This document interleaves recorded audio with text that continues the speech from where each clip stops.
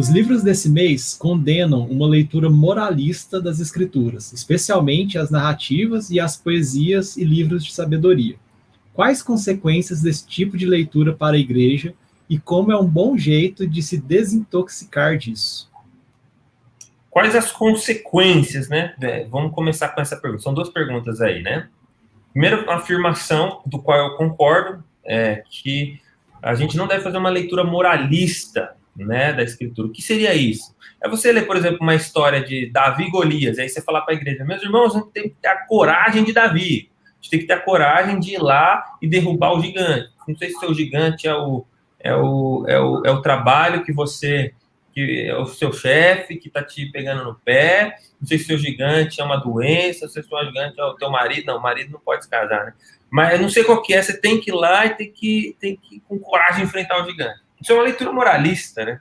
E aí, nesse sentido, nós não estamos sendo cristãos, né? Isso é uma igreja, sei lá, uma igreja davídica, né? Uma igreja cristã, uma igreja que prega a mensagem de Cristo.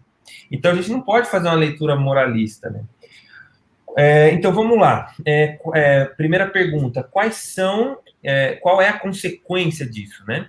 A consequência disso, a última consequência disso é o legalismo. A gente imaginar que a Bíblia é um texto cartesiano com uma série de afirmações. Faça isso, não faça aquilo. Faça aquilo outro, não faça aquilo outro.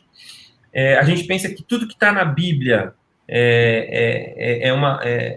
pelo menos na verdade, todas as condutas dos heróis que estão na Bíblia a gente deve imitar, e todas as condutas dos vilões da Bíblia a gente não tem que fazer, né? Então, já vi muito pastor falando, seja como Davi, não seja como Saul, como se Davi fosse um exemplo moral, né? Então, a consequência disso é a gente se tornar legalista, a gente criar um monte de regra, porque o fulano de tal era um nazireu, então a liderança da igreja não vai poder cortar o cabelo, não vai poder beber bebida alcoólica, não vai poder chegar perto de animal morto, porque é assim que o Sansão vivia. Então, a gente vira legalista, a gente começa a tirar uma série de regras que fazem parte de uma história, de um contexto muito específico. Então, esse é o risco, o legalismo, o farisaísmo, esse é o risco. E aí a segunda pergunta era como nos desintoxicar disso, olhando para Cristo. Um dos pontos que Lutero dizia isso, né? Que eu não seria tão específico quanto ele quando ele disse que em todo versículo é possível enxergar Cristo, mas em toda perícope bíblica, em toda história bíblica é possível enxergar Cristo. Toda a história bíblica está apontando para Cristo. Se ela aconteceu antes de Cristo, ela é um prenúncio de Cristo. Se ela aconteceu depois, ela é um misto de apontar para trás para o que Cristo fez e para frente para o que Cristo fará e para o agora, para o que Cristo está fazendo. Então, Cristo é Cristo do começo ao fim na Escritura. A forma de desintoxicar uma interpretação moralista da Escritura é uma interpretação cristocêntrica da Escritura. O que esse texto aqui está apontando para Cristo? Cristo é o Davi superior. Cristo é o Jefté superior. Cristo, porque Jefté está lá no Galeria de Heróis da Fé, mas ele quase sacrificou, né? Sei lá.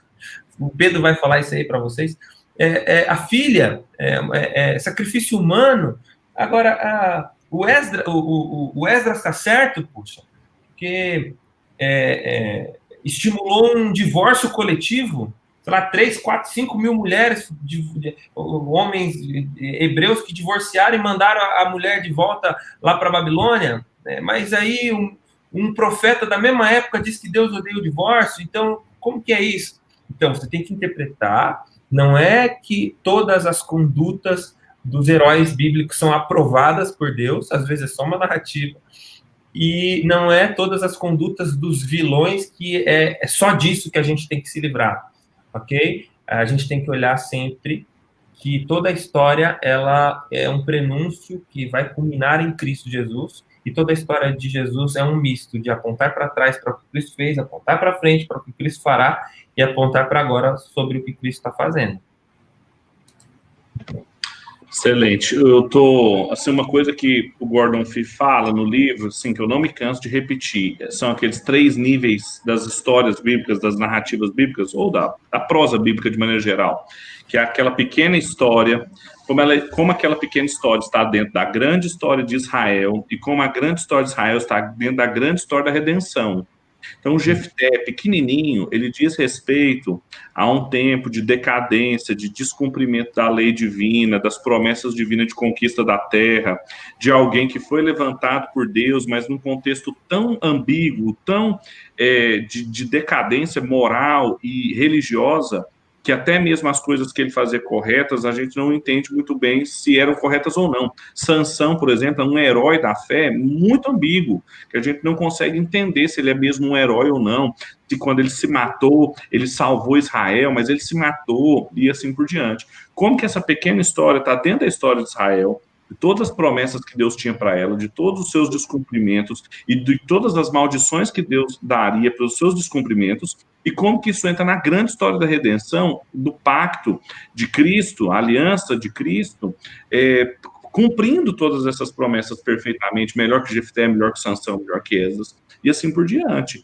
Então, assim, se a gente não faz esse tipo de leitura, a gente não entende o texto bíblico, a gente não entende a teologia bíblica que está sendo construída, a gente não entende a história pontual e a gente não consegue entender aquilo lá.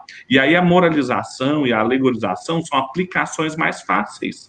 Quando a gente não faz todo esse trabalho, a gente aplica de uma maneira muito mais simples. Uhum. Eu estou estudando exatamente Juízes agora lá na igreja e assim, é desconstrução atrás de desconstrução, assim, porque a gente cresceu ouvindo umas histórias, assim, muito loucas, assim, da Débora nem juíza era, sim, nem juíza era, então, assim, o Guilherme jogou na fogueira aí, mas eu sou da interpretação que Jefté não matou a filha, ele a consagrou e ela nunca casou, mas mesmo assim foi uma promessa tola dele, foi uma promessa tola, não precisava ter feito aquilo. Deus não tinha pedido aquilo para ele, e a filha dele lamentou, porque ela não se casar, não ter filha, não, sinônimo de maldição em Israel. Então, assim, o texto bíblico, ele não é um texto obscuro, a sua mensagem central, ela é clara, a gente consegue depreender dela o evangelho em qualquer parte, como disse o Lutero, mas não significa que a gente faz isso de qualquer jeito. Existem princípios para isso. Isso é uma coisa boa de falar, que inclusive eu acuso algo que pode ser que eu acabei fazendo aqui agora na minha fala, que é um lance de você criar uma articulação artificial entre o Antigo Testamento e Cristo. E essa é uma coisa que, às vezes, os pregadores, assim, porque viu o Keller fazendo, pensa que é só fazer no final do sermão. Não necessariamente. Incorre, sim, muita patifaria nesse sentido. Então, veja que o que eu estou propondo não é uma leitura simplista e cristocêntrica no sentido de essa história aqui, ela não tem importância necessariamente, vamos ver o que daqui só pode ser feita uma ligação com Cristo, não é isso? Mas é justamente isso que o Pedro falou, sobre esse lance das camadas. Né? Pessoal, eu soltei a bomba aí, o pessoal no chat tá perguntando, Débora não era juíza, Jefté, não sei o quê, essas pregações estão lá no canal da Bereia, lá da minha igreja. Sem ser esse domingo ou outro, é sobre Jefté. Então, nós vamos explorar cada um dos textos, tá? Vocês ficam aí desesperados, não precisa ficar, não. Mas o Andrade falou uma coisa que é alguém que é muito bom nisso e um bom começo para você se habituar nesse tipo de visão é o Tim Keller. Ele popularizou isso no meio evangélico, ele sempre bate no legalismo e no antinomianismo, né? Ou essa antipatia à lei, e aí ele sempre é muito equilibrado porque sempre apresenta o evangelho. No livro de Juízes, por exemplo, Juízes para você, publicado pela Vida Nova, é um bom livro sobre esse livro bíblico. Então, o Tim Keller faz isso muito bem.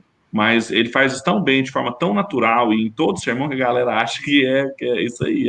Aí dá lugar às patifarias que o Guilherme falou. Uma outra série muito boa é do Sidney Gray Danos. pregando Cristo no Antigo Testamento, pregando Cristo em Gênesis, pregando Cristo em Provérbios e pregando Cristo em Eclesiastes.